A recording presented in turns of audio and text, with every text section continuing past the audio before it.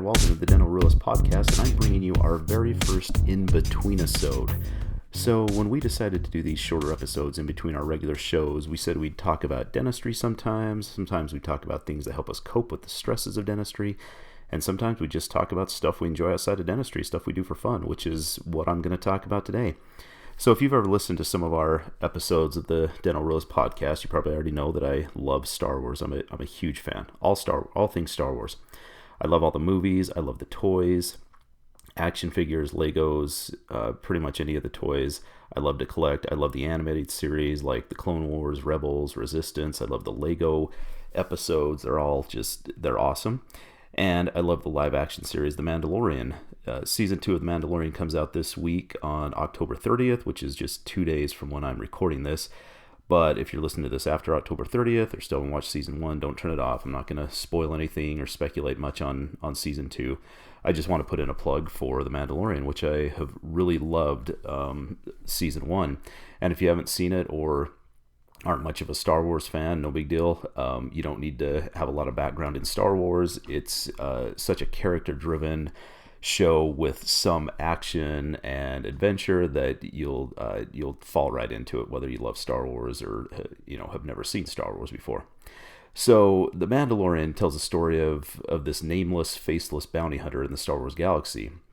The story takes place about 5 years after Return of the Jedi, which is episode 6 in the Star Wars saga. The Mandalorian is on the hunt for a highly valuable asset when the series begins, and as the series progresses, we see a lot of character development of the Mandalorian as he interacts with other creatures, other humans, lots of aliens in this series, and we slowly see the true nature of this isolated character. He has a history. It's pretty heartbreaking. I'm not going to spoil a lot of that, but there is a history to this character. He's not just some brutal bounty hunter out capturing and killing people. He's also not a superhero type character. He gets beat up, he gets battered and bruised a lot. He doesn't have superpowers, which is endearing for normal people because we can relate. The sets of the movie feel lived in. They're kind of dirty and beat up like the Mandalorian. He has a ship called the Razor Crest, which is also just kind of a hunk of junk, for lack of a better term.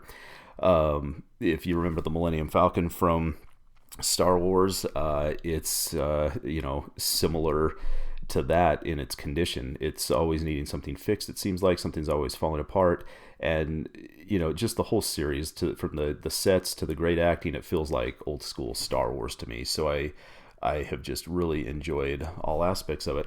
Another thing I like about the Mandalorian series is that it's released weekly on Disney Plus, the streaming service.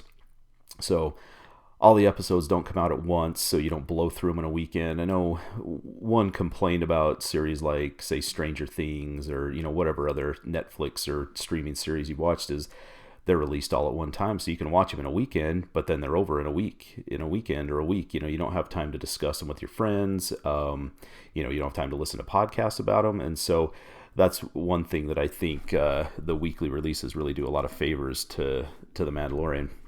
It lets viewers discuss it longer, savor it longer, think about it. I do a Star Wars podcast called Idiot's Array, and we love to discuss each episode of The Mandalorian in depth. We break it down, and the weekly releases really, really help out with that. The best thing about The Mandalorian, in my mind, is that it's family-friendly. It entertains me, who is a hardcore fan, my 8-year-old son, who also really likes Star Wars, but obviously hasn't been around it for as long as I have. He loves it, but also my teenage sons, who they love to watch TikTok, they love to watch YouTube. They'll also sit down and watch an episode of The Mandalorian with the rest of the family and not complain. The episodes are, the longest one I think is 45 minutes, but they are anywhere from a half hour to 45 minutes long. So, with no commercials or anything like that, you don't have to stretch it out to an hour like a series on a normal network. There isn't a lot of fluff, things like that added in. It's just good, solid storytelling for the entire episode. And, there's action, there's fighting, things like that, but there's no gory violence or swearing. There's some good subtle humor. So all around, just a good family-friendly series. So if you get a chance, check out The Mandalorian on Disney Plus. You don't have to be a hardcore Star Wars fan, like I already mentioned. You'll pick it up pretty easy.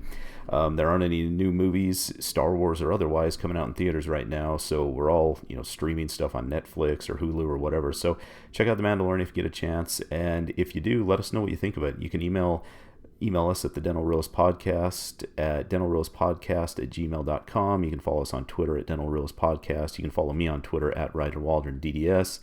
And if you have any ideas for what you would like us to talk about on some of these in-between-isodes or on regular episodes of the Dental Realist Podcast, let us know. So I appreciate you joining me for this first in-between-isode, and I will talk to you soon on another episode of the Dental Realist Podcast with Marcus and Troy.